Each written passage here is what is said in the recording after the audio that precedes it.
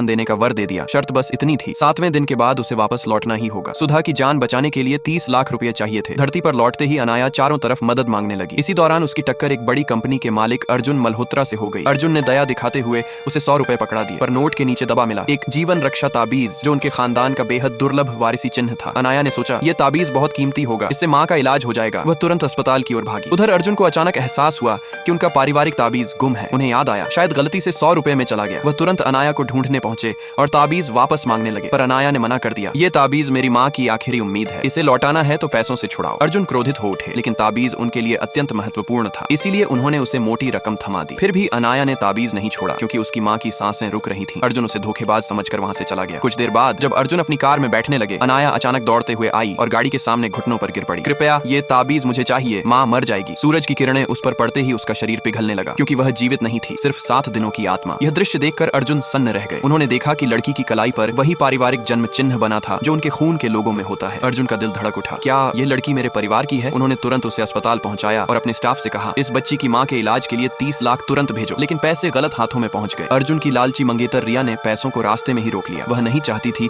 कि अर्जुन अपनी पुरानी प्रेमिका नीरा, सुधा का नया नाम, के पास जाए या उसे बचाए। उसने कहा, मैं ही पैसे लेकर अस्पताल जाऊंगी। अस्पताल में जब डॉक्टर ने बैग खोला तो अंदर असली रकम की जगह नकली नोटों के बंडल भरे थे। अनाया यह देखकर टूट गई। आज रात 12 बजे मेरा समय खत्म हो जाएगा, मैं वापस चली जाऊंगी। और माँ, उसकी चीख सुनकर दीवारें तक कांप उठी। उधर अर्जुन घर पहुंचते ही डीएनए रिपोर्ट निकलवाते हैं और जैसे ही वह रिपोर्ट देखते हैं, उनकी सांस रुक जाती है। अनाया उनकी असली बेटी थी और जिसकी जान बचाने के लिए वह रोती भागती फिर रही थी, वह थी नीरा, उनकी खोई हुई प्रेमिका। अर्जुन की दुनिया बिखर गई। मैंने अपनी ही बेटी को ठुकरा दिया। उन्होंने तुरंत अपने सारे आदमियों को आदेश दिया, अभी इसी वक्त अनाया और नीरा को बचाओ। लेकिन रिया पहले ही अस्पताल पहुंच चुकी थी। वह नीरा के कमरे में घुस गई और सबके सामने उसे जहर का इंजेक्शन लगा दिया। डॉक्टर और मरीजों ने उसे रोकने की कोशिश की, लेकिन रिया अपने गुंडों के साथ आई थी। डराकर सभी को दीवार से चिपकाते हुए वह चिल्लाई, आज कोई भी इन दोनों माँ बेटी को नहीं बचाएगा। जो आगे बढ़ा जिंदा नहीं बचेगा। क्या अनाया अपनी माँ को बचा पाएगी? क्या अर्जुन अपनी बेटी को गले लगाने से पहले उसे खो देगा? क्या नीरा की जान बच सकेगी? कहानी यहीं पर रोंगटे खड़े कर देने वाली मोड़ पर पहुंच